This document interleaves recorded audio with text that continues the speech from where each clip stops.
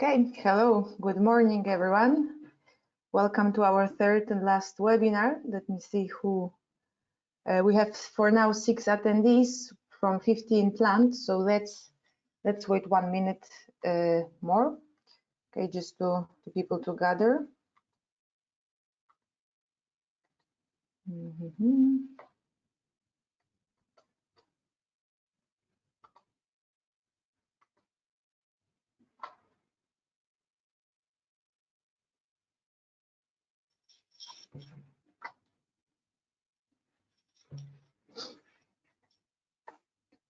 Okay.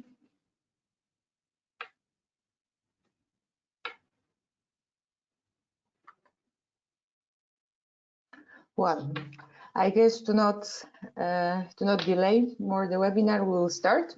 Okay, so once again, welcome everyone to this final webinar.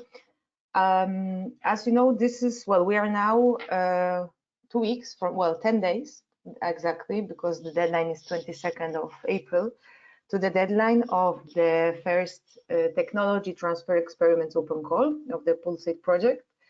We have held few webinars before, okay, that were more like on the introduction. There was also one focus on the technical aspects. And this one is focused, well, on the final questions and tips. So we plan them to make it more interactive. Okay, so even though we were waiting always for Q&A for the end, now what I would like to suggest is that I will be presenting, and every time you have a question, you can just raise your hand and we'll give you the voice so you can ask directly. Okay, so here it is very important for us that after this webinar, you have a clear vision on, and well, you have all the replies you needed.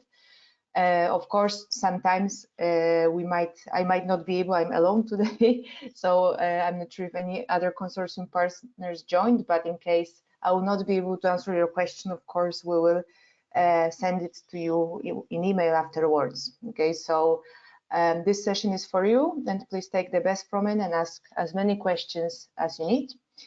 And well, there is the raise your hand option in the panel, so you can just click that one, or if you do not want to speak out, then you can just write it on the chat. And Marta, who is with us today, hello Marta. Hi, hello.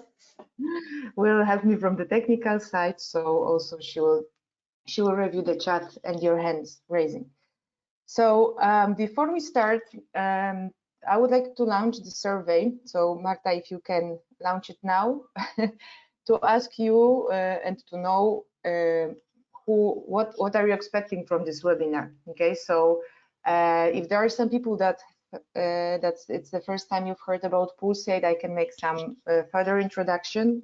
But I guess some of you are already in the proposal writing phase, so you might not be interested in that. So please answer the poll that we have launched now, and well, after my short introduction, I will check that and I will try to adapt, okay, to today's meeting. So yes, as I mentioned, today's webinar depends on all of you, okay, so depending on the pool, but I will be able to cover everything what you need about, of course, I will repeat a little bit about who are we looking for, a little bit about benefits, selection process, and how to write the winning proposals. But the difference from the previous webinars is that I also included the questions that were asked by other applicants during all the open call. Okay, so that's also a very nice insights that we get from all the applicants. And as I mentioned, today it's more interactive, so ask your questions whenever you want, and you can act by raising your hand. And well, if you don't know me yet, I'm Izabella Zrazinska, and I'm the Senior Project Manager at Fundingbox. And well, I'm engaged in multiple European projects like PULSATE. Mostly I'm responsible for the open calls and for dissemination, but also for the coordination and project management. And Fundingbox in PULSATE is responsible for the open call organization and also for the business support, because what we do is we are creating the funding champions deal by connecting the pilots, or well, the SMEs, from our deep tech ecosystem with the market, with the investors, with the corporates. And here we are also, what's important that PULSATE is under I4MS initiative, which aims to boost the manufacturing, European manufacturing industry. About the PULSATE here also, most of you know, but I think it's worth mentioning that because it's a big plus that at the end, the support in the program is provided by competence centers or research and technology centers, how they're also called. And we have quite strong consortium on that side. Okay, so we have 6 centers engaged in the project from all over the Europe. Ayman from Spain is leading this project. So this is a big plus. And then, of course, from the dissemination part and connection to the market, we have Fundingbox and EPIC, which is also the very strong institution for the photonics industry, and Glasgow, who are working on the platform or our digital agora that will be created through the project. So that's for the general introduction. I would like to know like the pool results because we have 10 attendees, so I was wondering how should I adapt our presentation to this. Marta, do we have the results? Oh yeah, we have most of the people, half of them said that they have read all the materials, but they still have some doubts. I hope, and I guess there are some specific doubts on the application, and then there was also 1/4 of the attendees that said that they do not much about the PULSATE Open Call, and they would like to more actually. And then another 1/4 of them are finishing their applications, and they need some tips to improve it, to fine-tune it.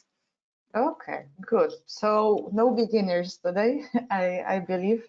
So I will try to keep it more advanced, I would say, with more providing you more details than those that are included in the open call documents. Okay, so here just to reply, because I created this question or this statement, which is quite obvious, but we are receiving many questions from different technologies with people that sometimes had a doubt that, okay, I'm doing 3D printing, but I'm manufacturer, or am I about the rows?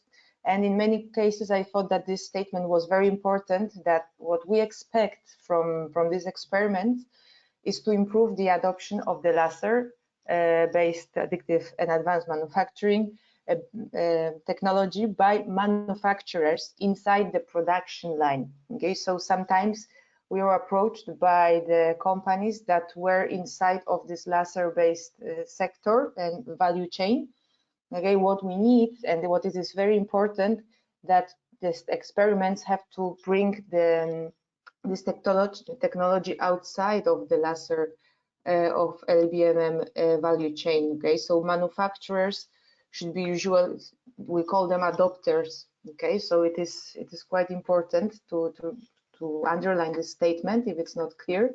And 2 points that I just wanted to remind. So when writing the proposal, make sure that like how your experiment will cover that goal of adoption technology in production environment, and that is to be included in impact section, and how you plan the execution of experiment, so implementation section, in order to demonstrate the effective adoption by end user. Okay, that might seem obvious, but just in case, make sure that this is somehow included, okay, because this is the key. Then for the open calls, you already know that this is the first. We also will have a second one, but in the late 2022. But we received I thought it's worth including because we were receiving some questions, like if you can apply to other PULSATE open calls. So here the answer is yes, but with the funding limits. Okay, so you always have to remember about this 100,000 K per entity. Okay, so per legal entity. So this is important because we will have some adopters SME applying, and then we also have the adopter open call, which is shorter and smaller. So yes, those institutions can also apply, but if you get selected, you also have to remember about these limits. Okay, so That's the one point that I thought might be interesting for you. About the benefits, here also I believe that if you apply, then you already know, because otherwise you wouldn't be applying. But what's important here is to remember if you have started to fill out the application, you probably have seen that we asked you for the work plan per stage. Okay, so here it's logical that, well, in this 13-month support program, we have these 3 stages, and the first one, tech development, well, by default, kind of should involve more the technical provider. Okay, so the SME that plays that role, because in that phase the technology should become ready to be adopted. Okay, so to be implemented into the SME, to the adopter production environment. Okay, so that will be in stage 2, when during 5 months you have to make the proof of concept of that experiment, and then the last 2 months is the scalability. So it's very short. It will be very focused on the business, on that business part that I will also tell you a little bit more later. But here, I think that's the only thing worth mentioning.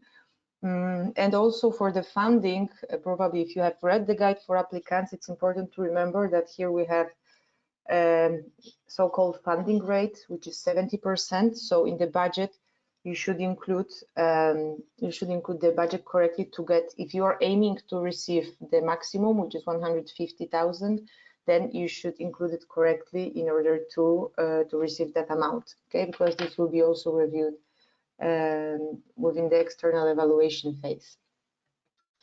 Here we have the technologies that are available. I'm not sure if we have any technical partner today with us that could say a little bit more, but I think this is also quite important to know or to try to reflect in your implementation section, so actually in your plan, on how the resources from the PULSATE consortium could be matched or could support your experiment. Okay, of course, we know that the knowledge or the information is limited. Okay, there is the annex included in the guide for applicants with competences listed about each of the partners that will provide the technical support. So of course, more you can actually show that these competences can be matched, then better. Okay, but of course we are aware about the limitations, but this will also be checked if actually we are able to support you, right? So this is also part of the process to make this experiment as most successful as possible. And yes, that's for that introduction about the scope. I'm not sure if because I don't see if anyone raised the hand. Did any person raise the hand, Marta? Because I don't see the attendees. Sorry. Yeah, we have a question so far. Do you want me to read it already? Yeah. Go ahead. Yeah. So yeah, there's Monica asking, do you expect the plan for each stage to be detailed per month? No, not necessarily. So it's more about identifying the tasks, so the big tasks. Usually within technology, of course, you can, I would say, for instance, in stage 1, technology development, you will have 3 or 4 main tasks, and then in the brackets, you can put separately, like month 1 to month 3, like how do you preview the work? Okay, so it's not that you have to put January, February, and then the tasks below. It's more, I think it's more practical. And also the application form is constructed that way, that you can just include the main tasks, and then in the brackets, you can specify for how many months they will last. Yeah, so that's it from our side so far. Yeah, also there will be, I included some tips about the implementation on the next slides. So now about who, just to double check, you probably know about this, that we're looking for consortia. So of course you probably already have a partner that you apply with, that that each of you will play one role. So one is the technology provider, another one is adopter. So that is I think it's clear. There was we received some questions about the coordinating entity, so maybe I thought that it will be worth mentioning it here. So the coordinating entity, you will see when you open the application form that we ask like for the leading, well, we call it leading or coordinating entity, because this is the first of all that entity is like a first contact point for us. Okay, so when we will be announcing the results and everything, all the communication will go to the contact person of the coordinating entity. Okay, and then that person will be responsible to share it with the consortium. So this is one point. And second one, well, that person will be responsible for leading the experiment. Okay, so that person or that entity. Okay, so each entity of the consortium will have to sign the subgrant agreement if you get selected. So this is one thing, but the coordinating entity has this leading part. Okay, that and also important, the coordinating entity will also receive the grant. Okay, so you receive the grant, and then internally between partners you have to agree on the further bank transfers. So this is important to also like think about who will have this administrative role a little bit, which of course being in the European project we try to not make too much of this administrative part, but of course there is some. So please think who will be when writing the proposal, who will have this role. And somebody asked us if it should be technology provider or end user. We do not have the requirement for that. So this is totally up to you and your partner to agree who will have this role.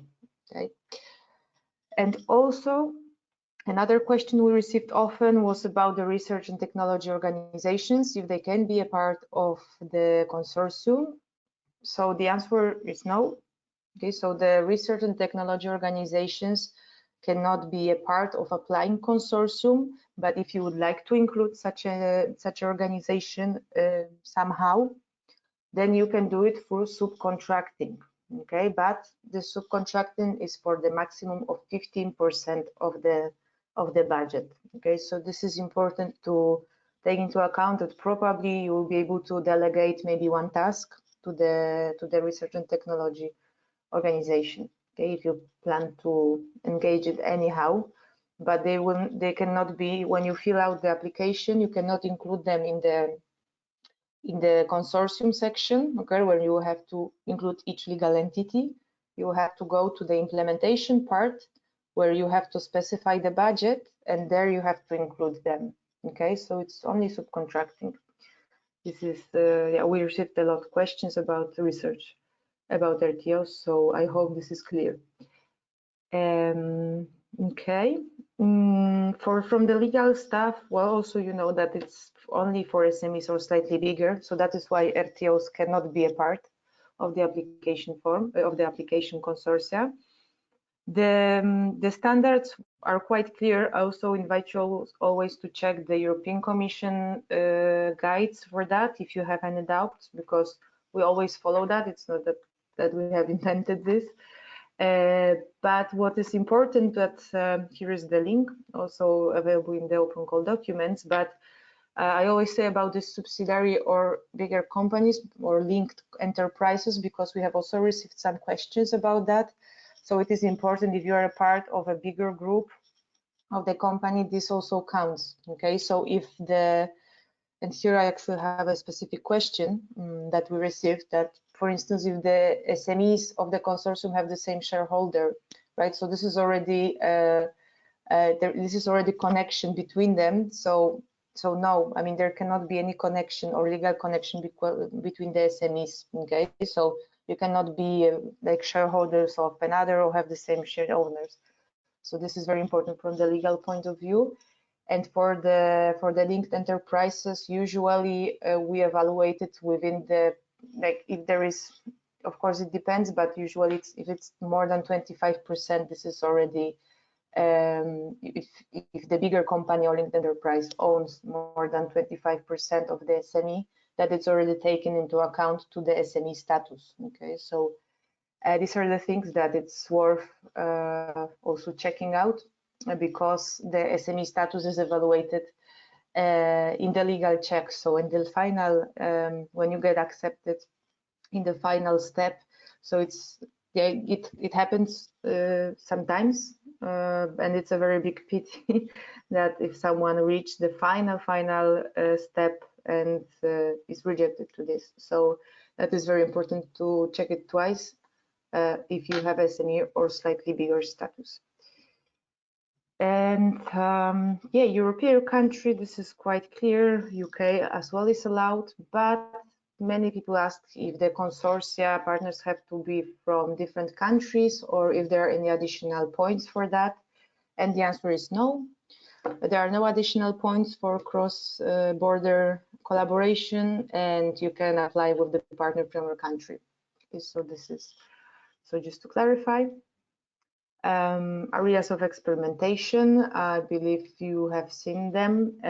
You can, well, of course, you can reflect to more than one, but the minimum one is requested. So this is important from technical part, and you should include it in the excellence section of your application form. That is where we ask directly to reflect on that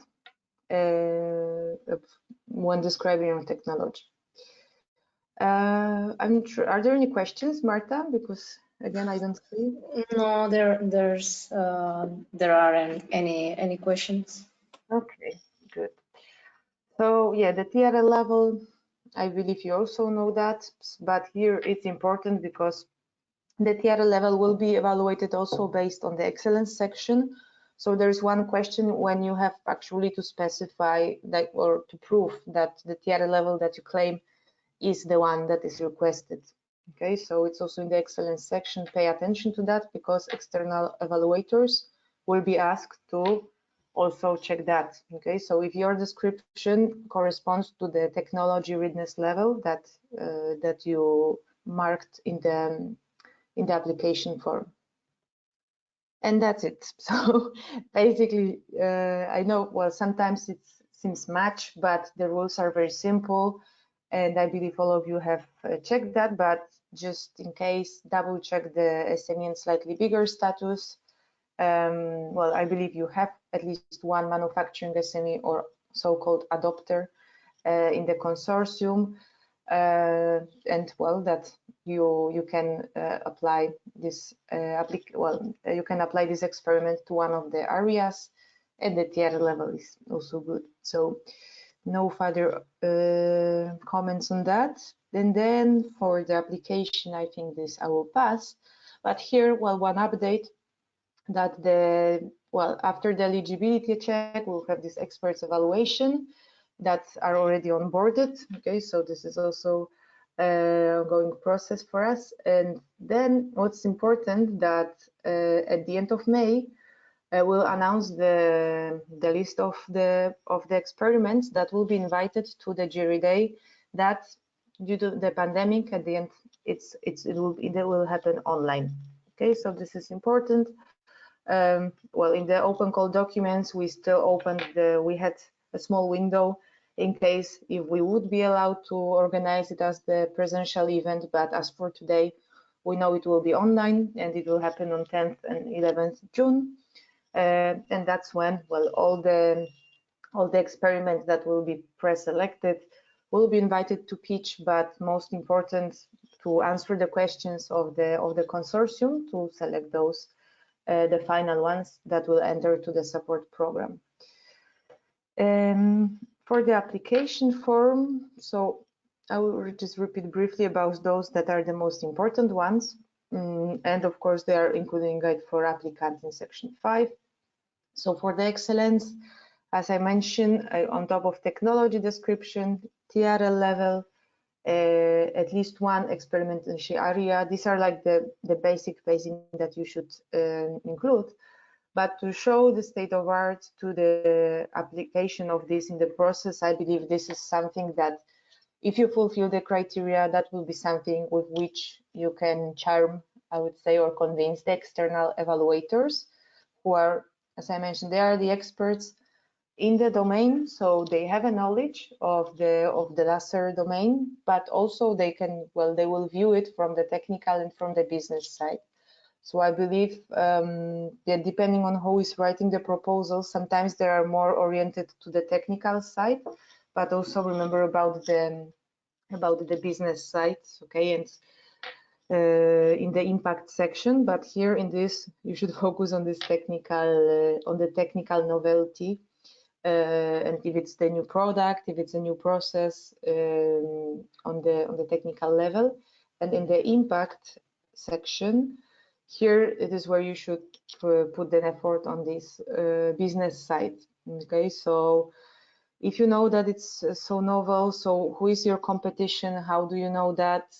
On how many markets it can be applicable? So is it scalable actually to different industry that or it's only scalable to the, or is it only applicable to the adopter or to the end user that you apply with? Okay, so this is also the important thing. If it can, this technology can be adapted to another industry, this is a big plus. Your business model, so do you plan to do it as the service, or do you plan to sell if it's a product? I mean, this is also for the scalability part. I believe like having a clear idea on how you will monetize on that is also quite crucial for having the success in the business. And if you can show it to the evaluators, it's also a big plus. And well, if there is any, well, if we call it technology transfer between academia and industry, so here also, well, if you will found a new company, if you will have a patent, if you are a spin-off of some university, it's also worth mentioning. And here we had, well, also there are 3 additional impacts for environment and social and equal opportunities. This is of course also important, but here we had an interesting question. If the market strategy should be related only to technology supplier, or it should be also related to the product that that to end user business. Okay, so this was quite interesting question. Indeed, when reading everything, you have more, well, there is more focus on this technology, so on the technology supplier point of view, so how the technology will be used.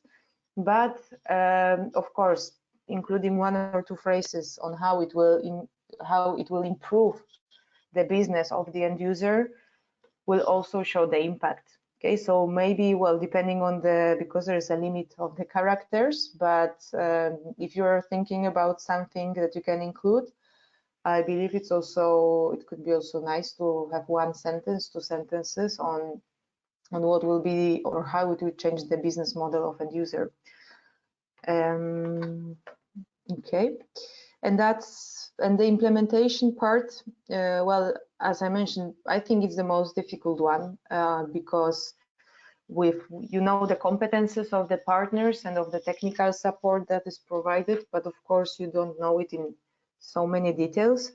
But I believe with the experiments, with the competences, you can already make the categories of the tasks that you want to do and try to reflect on your plan. Here it is important to show the ambition of this. Okay, so also you can try to think about, well, KPIs like the TRL level that you would like to reach, but also, well, it's very good to see if they're somehow measurable. Okay, so if there is a number of, I don't know, speed of the machine that can improve, okay, that will change actually your business model or will help you to get to the market sooner.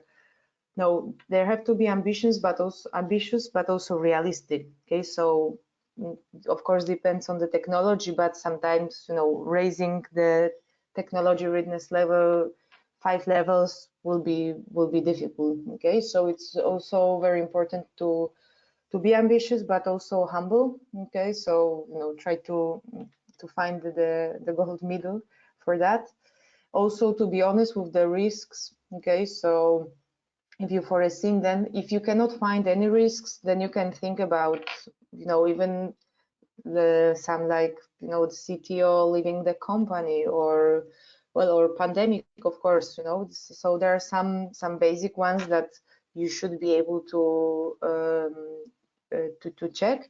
But of course, if you're able to provide more feasible or more close risk analysis, it's always better, and it shows your serious approach to this experiment. What do you need to perform? So this is, as I mentioned, according to the list. And the team. So the team, of course, well, we tell it should be balanced. So of course, the technical team is always a big plus, but well, having at least some business person or someone who has the previous experience or in building new technologies, new companies, or someone with experience in the sector where you want to adopt the technology is also a big plus to include. But of course, please remember that this should be the team members that will be involved in the experiment. Okay, so this is also important, because sometimes the company have a lot of staff, but then only 2 or 3 people are involved. So it's important to remember these people should be involved in the experiment. And then the budget. Yes. Sorry, yeah, sorry to interrupt. There's another question.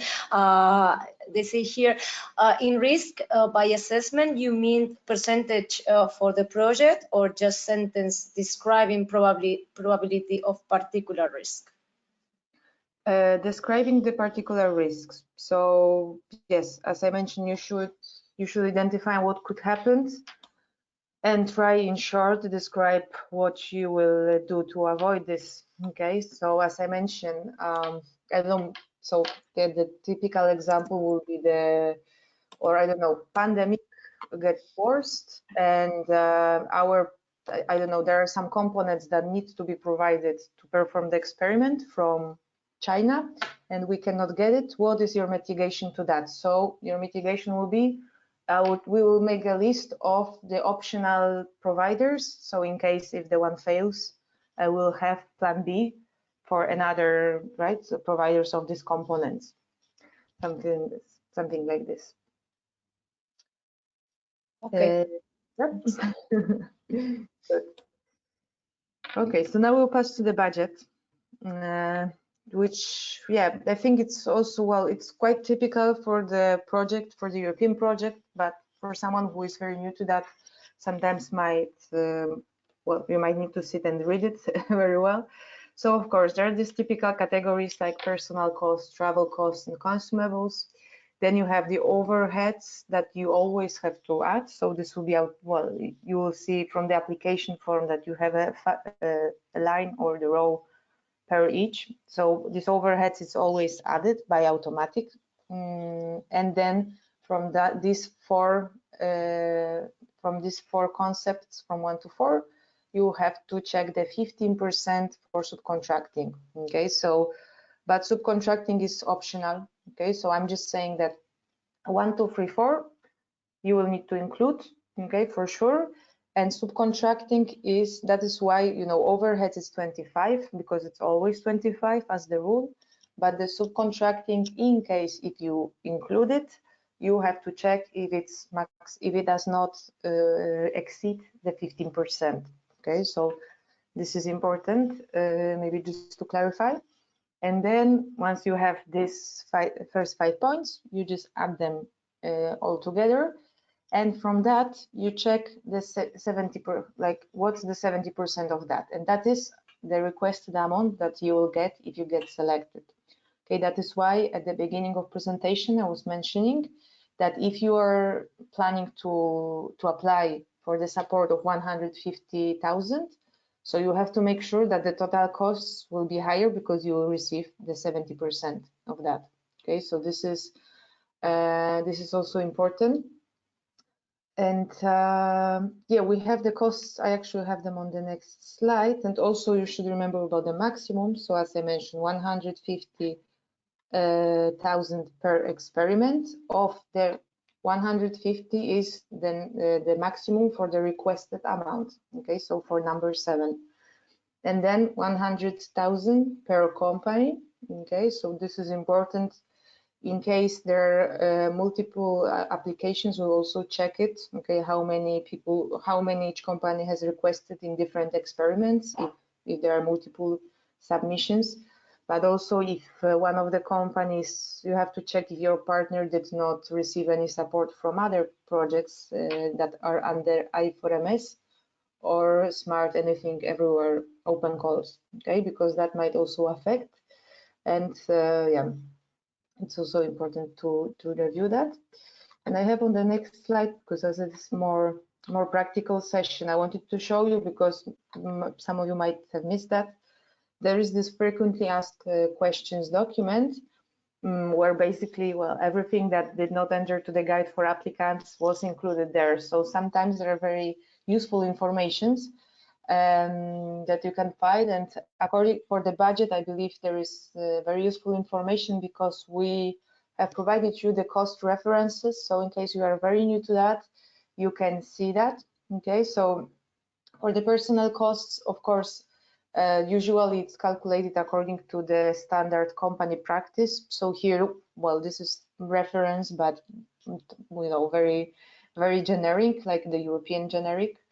Then the travel costs, well, it's also 600 euro per month, but it really depends. You'll see that maybe you will not need any travel.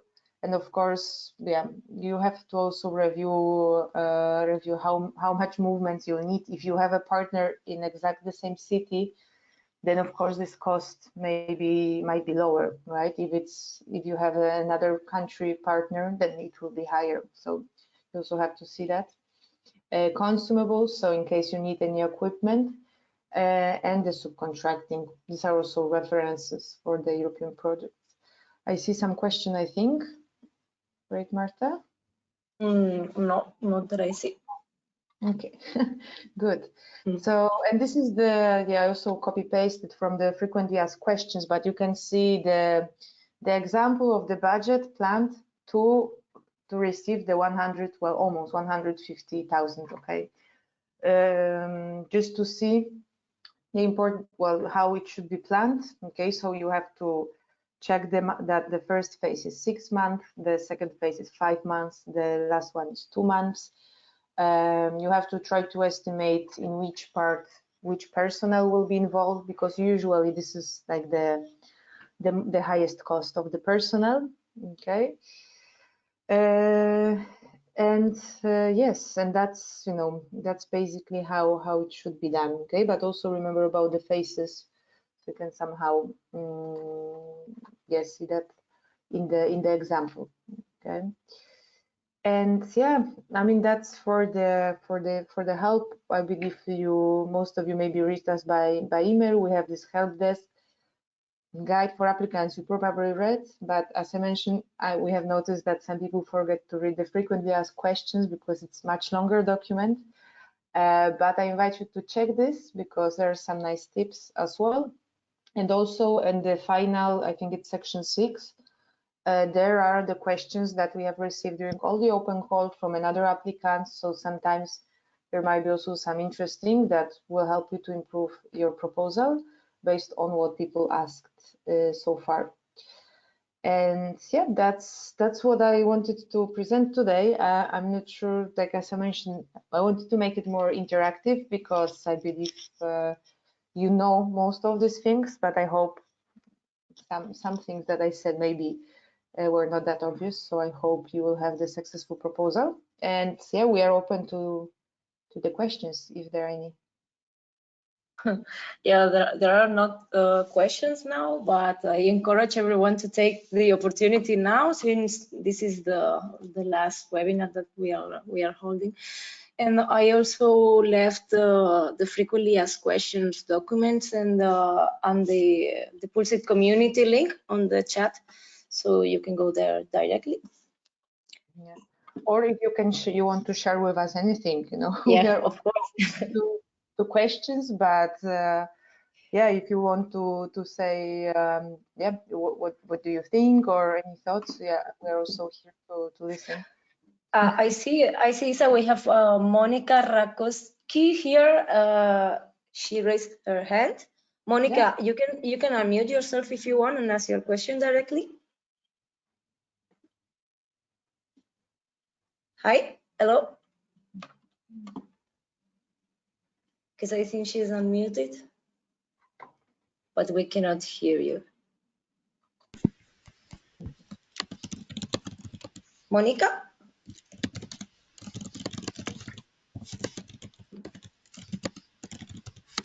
Yeah, we can hear you typing now, I think. Yeah. Yeah, we can hear you. Okay, perfect. Yeah. Because I was typing that there is something wrong with my mic. we were hearing you typing. Really. Okay, I have a question. Maybe I don't have much experience with writing proposals, so maybe it's a bit stupid. I have a bit of doubt what exactly write in equal opportunities. So my question is, as I understand, since we're talking about the market and social impact of the experience, so we're talking about equal opportunity of our project, not that in the firm that we're of our consortium that we do have the gender balance. Well, the gender balance is actually the equal opportunities. So yes, I mean, because there is a section in the application form where you have to mark what is the balance. So this is the one thing. And then, of course, there is this aspect like how your project can also like impact general equal opportunities. But of course, we know that within this sector, it's quite difficult to have it. So if you do not have any like general impact on equal opportunities on the European level, you can include your gender balance strategy inside of the consortium or each company. Okay. So okay. It's not that specified, and I'm sorry, but yeah, usually it's a standard question that has to be included in the European project. Yeah, with this kind of call, it's very hard to say anything about equal opportunities in particular. Yeah, that's why already gender balance inside of the consortium that applies, it's already a plus. Sure. So I have another question about resources needed. So I've seen the Annex 2. So by the resources needed, you mean just listing the possible collaboration between us and the PULSATE partners, right? Well, you have, because there are indeed there are the competences that are, I think they are divided in four main categories. So yes, you should try to think, of course, like if your experiment is in which of these general categories, and then you can identify that you will probably need the support from someone who has competences in this and this.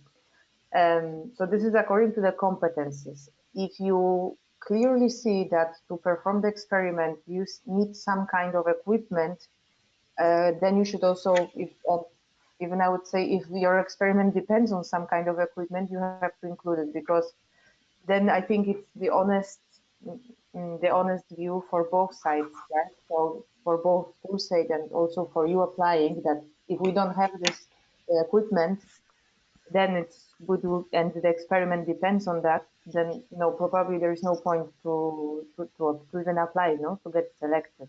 Although with 6 competence centers, I have to say that there is a very small chance that there is no such an equipment available.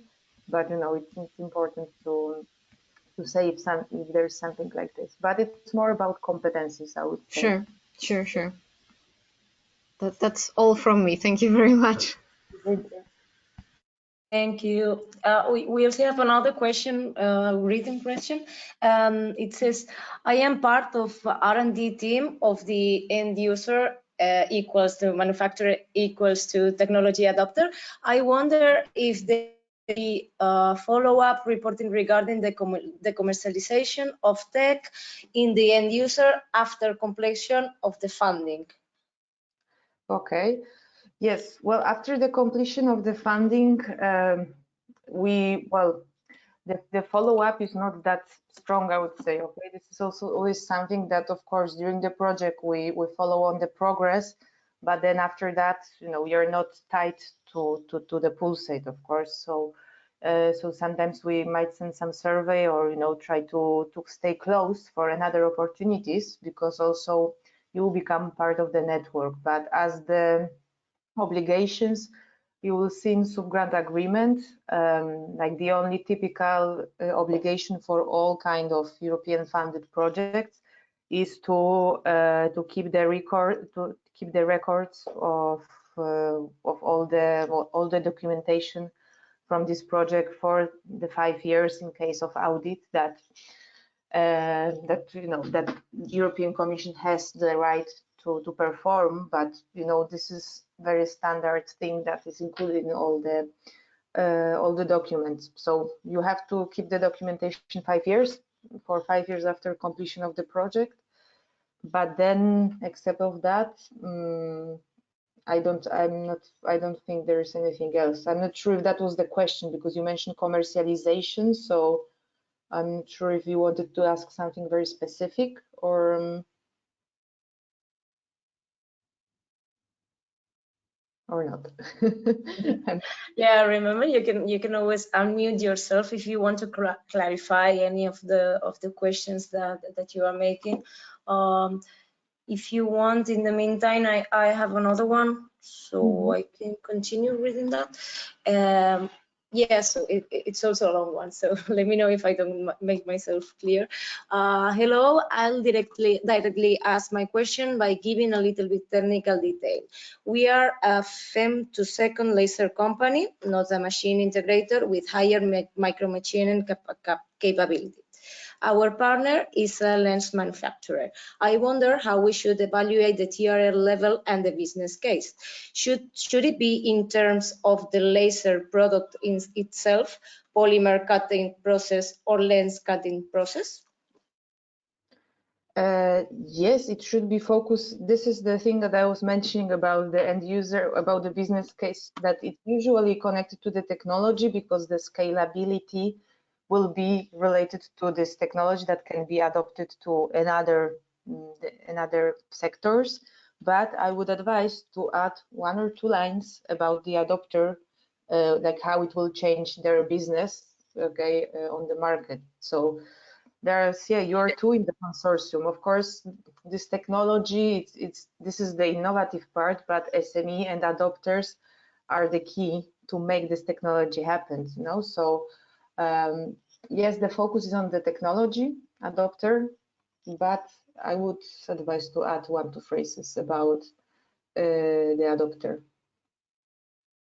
No, sorry, the focus is on the technology provider. Yeah, and then 1 or 2 phrases about the adopter if you have space in the application. But the focus is the adopter. Yes, the provider. Sorry. Okay. Do you hear me? Yeah. Yes. Great. I just want to make sure. So the TRL level should be the product itself. Yes. Because we don't really know, like we have some results on this process itself, but we are not very sure on how it will perform on lens cutting specifically. Okay. Well, your current process is on the TRL 5. I don't remember the name, but yeah, you should check what's processed now, and I guess when you bring it to the production environments, it will raise at least 1 or 2 TRL more, right? So and how do we demonstrate give evidence of the TRL? Because there's not much space for that. Yes, well, you have to describe, wait, let me go to the TRL levels. Well, by the description of the process, I believe the advancement of that, you can already show if it's right, if it's technology validated in relevant environment. So But how do we provide evidence? no, you have to describe it. So it's Just I believe say it.